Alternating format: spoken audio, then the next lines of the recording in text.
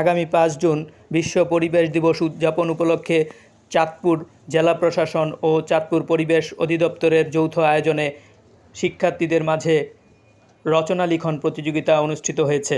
বুধবার বিকেলে চাঁদপুর শহরের নতুন বাজারস্থ আহমদিয়া ফাজিল মাদ্রাসায় চাঁদপুর জেলার ১১টি মাদ্রাসার শতাধিক শিক্ষার্থীরা রচনা প্রতিযোগিতায় অংশগ্রহণ করেন। রচনা লিখন প্রতিযোগিতার উদ্বোধনী অনুষ্ঠানে প্রধান অতিথির বক্তব্য রাখেন চাঁদপুরের অতিরিক্ত জেলা প্রশাসক শিক্ষা ও আইসিটি এরশাদ উদ্দিন। চাঁদপুর পরিবেশ অধিদপ্তরের উপপরিচালক মোহাম্মদ মিজানুর রহমানের সভাপতিত্বে বিশেষ অতিথির বক্তব্য রাখেন মাধ্যমিক শিক্ষা অফিসার মোহাম্মদ রুহুল উল্লাহ। আহমদিয়া ফাজিল মাদ্রাসার অধ্যক্ষ মাওলানা মোহাম্মদ মাসুম বিল্লাহ। বাইরের ভাষা বাংলাতে কথা বললে বা আরবিতে কথা বললে বা ইংরেজিতে কথা বললে, যে ভাষায় কথা বলো না কেন তুমি, আমাদের তৈরি করেছেন কি আল্লাহ নাকি? পৃথিবীতে প্রচুর ভাষা আছে, ২৫০০-এরও উপর।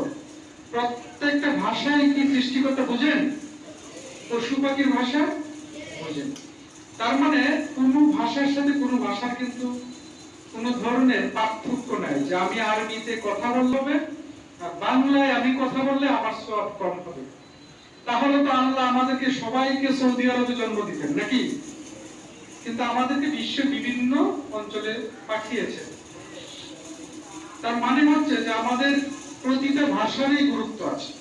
আমাদের মাতৃভাষা বাংলা, আমরা মাদ্রাসায় পড়ি, তার মানে এটা না শুধু আরবিকে গুরুত্ব দিব বাকিগুলোকে গুরুত্ব কম দেব, বিষয়টা কিন্তু এটা হওয়ার কিন্তু কোনো সুযোগ নাই।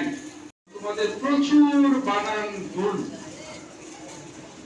বাংলায় তোমরা রচনা লিখেছ, ১ ঘন্টা সময় কিন্তু কম না। হুজুর যদিও বলেছেন সময় কম হয়েছে। তোমরা বাংলা দ্বিতীয় পত্র আছে না তোমাদের? আছে? রচনা লিখতে হয়। একটা রচনাতে নম্বর কত? কত? ১০। ১০ নম্বরের জন্য কত মিনিট সময় পাও লিখতে? কত মিনিট? ৩০ থেকে ৩৫ মিনিট। রচনায় ধরলাম ৩০ মিনিট, আধা ঘন্টা সময় তুমি দেন।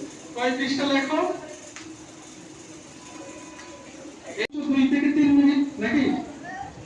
তাহলে তুমি আধা ঘন্টায় কয় পাতা লিখতে পারো? মিনিমাম ১০ পাতা হওয়ার কথা না নাকি? ১০ পাতা যদি হয়, তোমার এখানে ১ ঘন্টা সময়ের মধ্যে তুমি মাত্র লিখেছো ৬ পাতা। বুঝতে পারছো? সময় কিন্তু আমাদের ১ ঘন্টা অনেক সময়। একটা রচনা লেখার জন্য ১ ঘন্টা অনেক বেশি সময়। পরীক্ষার হল যদি হতো তাহলে ৩০ মিনিটে এই লেখাটা লিখতে পারতাম। কিন্তু এখন সময়টা আমরা বেশি দিয়েছি, এই জন্য তোমরা মনের মাধুরী মিশিয়ে আস্তে আস্তে লিখছো।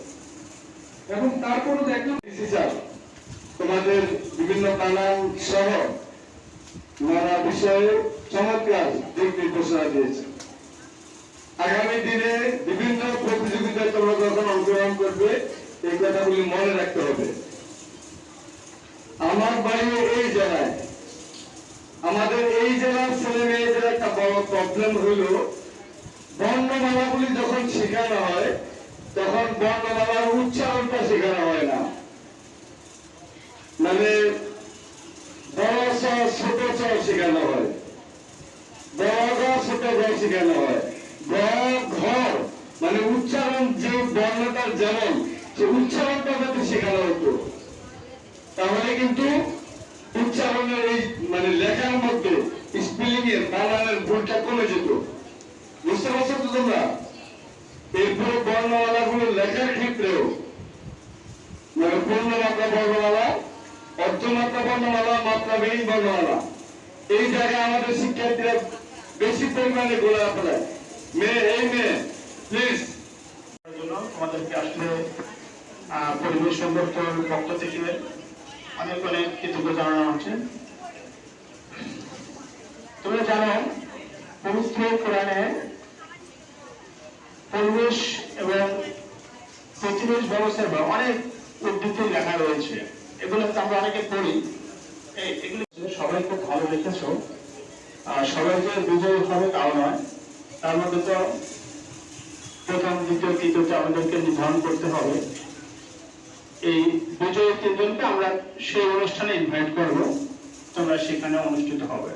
আর এবার 5 তারিখে যেহেতু কোরবানি ঈদের ছুটি আয়োজিত